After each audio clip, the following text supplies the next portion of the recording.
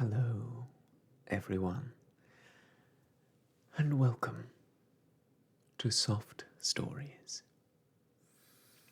I'm Stratton, and this is Pepper, and just off screen we have our good friend Choopy joining us once again.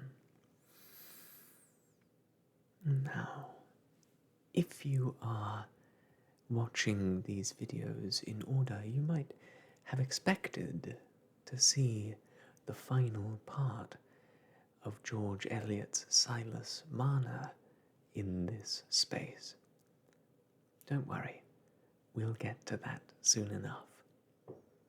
But 'tis the season of Christmas when I'm making this video, and I thought it would be fun to do something in keeping with the spirit of the season.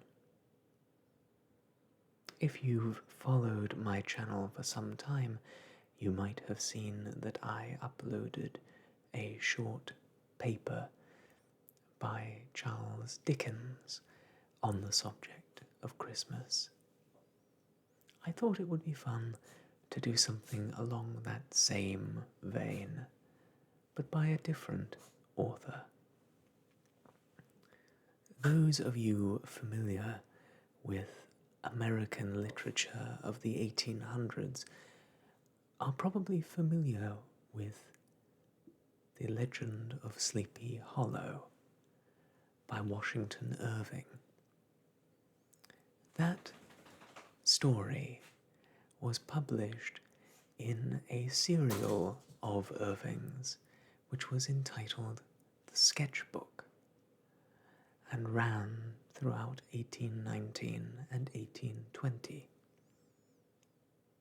The piece that I'm going to be reading today for us, friends, is simply entitled Christmas and was originally published in the Sketchbook in 1820. The version from which I'm reading was compiled into a story collection of Irving's Christmas writings called On Christmas, published after his death in the 1890s. So, with that explanation out of the way, let's dive right in. Christmas. There is nothing in England that exercises a more delightful spell over my imagination than the lingerings of the holiday customs and rural games of former times. They recall the pictures my fancy used to draw in the May morning of life, when as yet I only knew the world through books, and believed it to be all that poets had painted it. And they bring with them the flavour of those honest days of yore, in which, perhaps with equal fallacy, I am apt to think the world was more homebred, social, and joyous than at present. I regret to say that they are daily growing more and more faint, being gradually worn away by time, but still more obliterated by modern fashion. They resemble those picturesque models of Gothic architecture which we see crumbling in various parts of the country, partly dilapidated by the waste of ages, and partly lost in the additions and alterations of latter days. Poetry, however, clings with cherishing fondness about the rural game and holiday revel, from which it has derived so many of its themes. As the ivy winds its rich foliage about the Gothic arch and mouldering tower, gratefully repaying their support by clasping together their tottering remains, and, as it were, embalming them in verdure. Of all the old festivals, however, that of Christmas awakens the strongest and most heartfelt associations. There is a tone of solemn and sacred feeling that blends with our conviviality and lifts the spirit to a state of hallowed and elevated enjoyment. The services of the Church about this season are extremely tender and inspiring. They dwell on the beautiful story of the origin of our faith and the pastoral scenes that accompanied its announcement.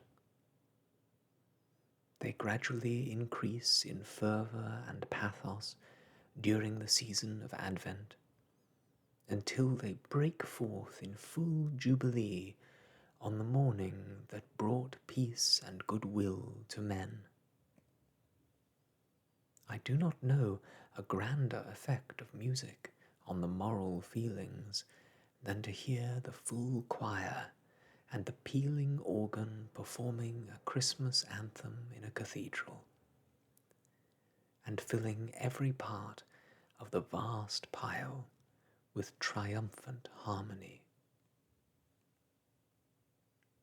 It is a beautiful arrangement, also, derived from days of yore, that this festival, which commemorates the announcement of the religion of peace and love, has been made the season for gathering together of family connections and drawing closer again those bands of kindred hearts which the cares and pleasures and sorrows of the world are continually operating to cast loose, of calling back the children of a family who have launched forth in life and wandered widely asunder, once more to assemble about the paternal hearth, that rallying place of the affections, where to grow young and loving again among the endearing mementos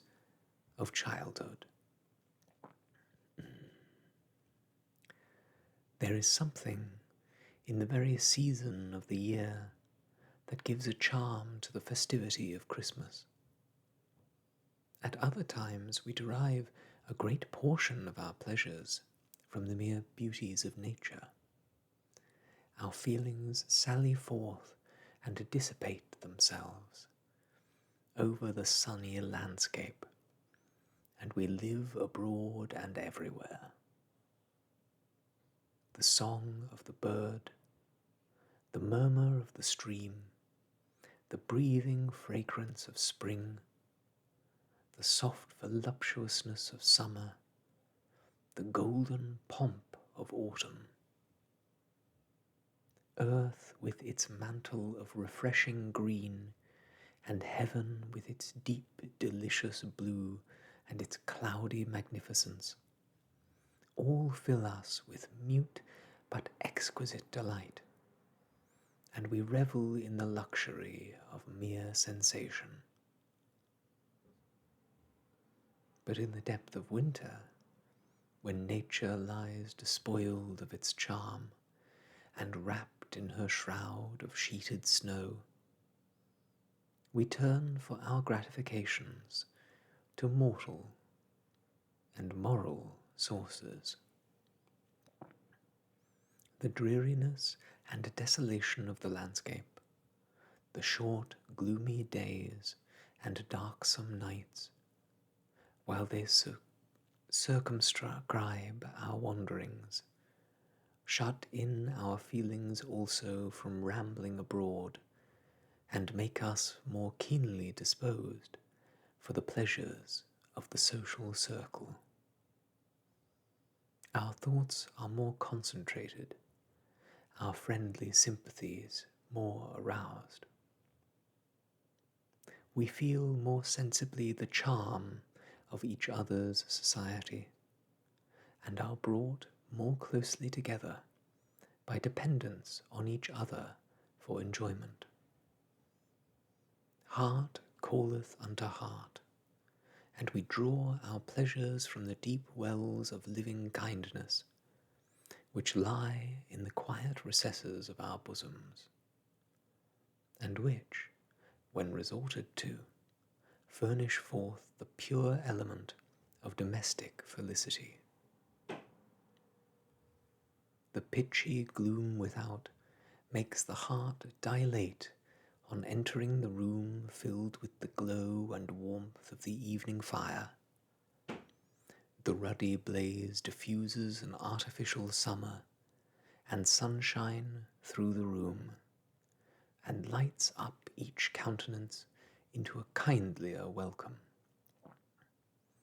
Where does the honest face of hospitality expand into a broader and more cordial smile? Where is the shy glance of love more sweetly eloquent than by the winter fireside? And as the hollow blast of wintry wind rushes through the hall, claps the distant door, whistles about the casement, and rumbles down the chimney, what can be more grateful than that feeling of sober and sheltered security with which we look round upon the comfortable chamber and the scene of domestic hilarity? The English, from the great prevalence of rural habits throughout every class of society, have always been fond of those festivals and holidays which agreeably interrupt the stillness of country life. And they were, in former days, particularly observant of the religious and social rites of Christmas. It is inspiring to read even the dry details which some antiquarians have given of the quaint humours, the burlesque pageants, the complete abandonment to mirth and good fellowship with which this festival was celebrated. It seemed to throw open every door and unlock every heart. It brought the peasant and the peer together, and blended all ranks in one warm, generous flow of joy and kindness. The old halls of castles and manor houses resounded with the harp and the Christmas carol, and their ample boards groaned under the weight of hospitality.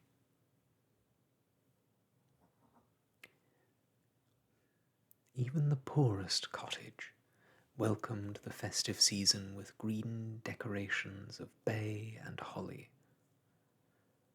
The cheerful fire glanced its rays through the lattice, inviting the passenger to raise the latch and join the gossip knot huddled round the hearth, beguiling the long evening with legendary jokes and oft-told Christmas tales.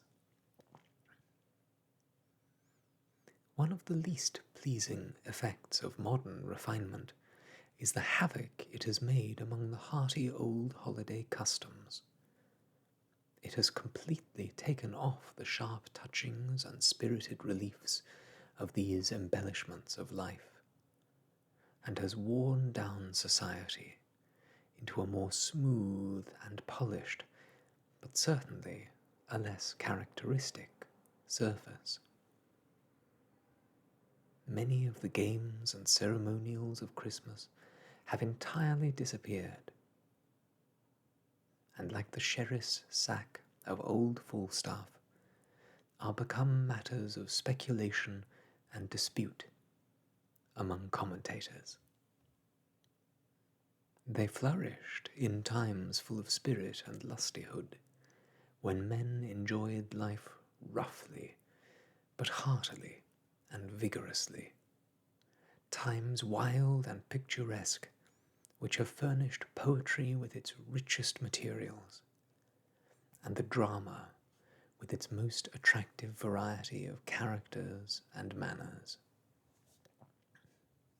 The world has become more worldly. There is more of dissipation and less of enjoyment. Pleasure has expanded into a broader but shallower stream, and has forsaken many of those deep and quiet channels where it flowed sweetly through the calm bosom of domestic life. Society has acquired a more enlightened and elegant tone, but it has lost many of its strong local peculiarities, its homebred feelings, its honest fireside delights. The traditionary customs of gold-hearted antiquity, its feudal hospitalities and lordly wassailings, have passed away with the baronial castles and stately manor houses in which they were celebrated. They comported with the shadowy hall, the great oaken gallery, and the tapestried parlour, but are unfitted to the light, showy saloons and gay drawing rooms of the modern villa. Shorn, however, as it is, of its ancient and festive honours, Christmas is still a period of delightful excitement in England. It is gratifying to see that home feeling completely aroused, which seems to hold so powerful a place in every English bosom.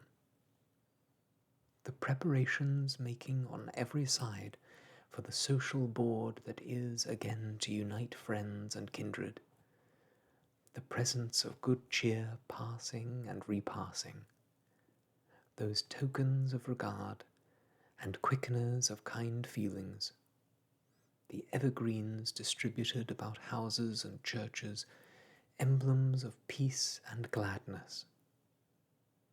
All these have the most pleasing effect in producing fond associations and kindling benevolent sympathies. Even the sound of the waits, rude as may be their minstrelsy, brings upon the mid-watches of a winter night with the effect of perfect harmony. As I have been awakened by them in that still and solemn hour when deep sleep falleth upon man, I have listened with a hushed delight, and connecting them with the sacred and joyous occasion, have almost fancied them into another celestial choir, announcing peace and goodwill to mankind. How delightfully the imagination, when wrought upon by these moral influences, turns everything to melody and beauty. The very crowing of the cock, who is sometimes heard in the profound repose of the country, telling the night watches to his feathery dames, was thought by the common people to announce the approach of this sacred festival. Some say that ever against that season comes wherein our Saviour's birth is celebrated, this bird of dawning singeth all night long, and then, they say, no spirit dares stir abroad. The nights are wholesome, then no planets strike. No fairy takes, no witch hath power to charm, so hallowed and so gracious is the time. Amidst the general call to happiness, the bustle of the spirits, and stir of the affections which prevail at this period, what bosom can remain insensible? It is, indeed, the season of regenerated feeling, the season for kindling not merely the fire of hospitality in the hall, but the genial flame of charity in the heart. The scene of early love again rises green to memory beyond the sterile waste of years, and the idea of home, fraught with the fragrance of home-dwelling joys, reanimates the drooping spirit, as the Arabian breeze will sometimes waft the freshness of the distant fields to the weary pilgrim of the desert. Stranger and sojourner as I am in the land, though for me no social hearth may blaze, no hospitable roof throw open its doors, nor the warm grasp of friendship welcome me at the threshold, yet I feel the influence of the season, beaming into my soul from the happy looks of those around me. Surely happiness is reflective, like the light of heaven, and every countenance, bright with smiles and glowing with innocent enjoyment, is a mirror transmitting to others the rays of a supreme and ever-shining benevolence.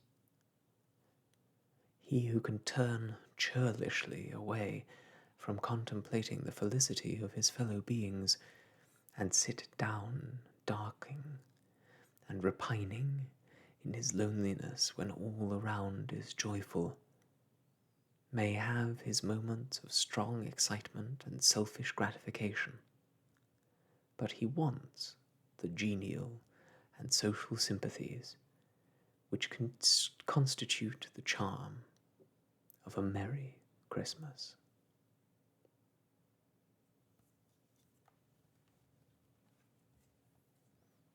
All right, friends, that's the end of this short reading. Thank you all for joining me and humouring the change of schedule. I hope that no matter who you might be, your religion or spirituality or of choice, that you are able to have a happy Christmas season and a nice end to the year, surrounded by friends and family, whether found or otherwise, and that you are able to rest a while and enjoy it. Thank you so much for joining me today. I hope you have enjoyed this reading and the further proof that Christmas has always been a nostalgic event. I know that it certainly is for me, reminiscences of my childhood playing a great part in my enjoyment of the season, whether it be through films I watched as a boy or ornaments hung on the family tree that, as far as I'm aware, have always been there since, I'm sure, the very first Christmas. At any rate, before I wax too poetic, I'll let you go, but I'll see you again soon. And until next we meet, I wish you all the best and a Merry Christmas.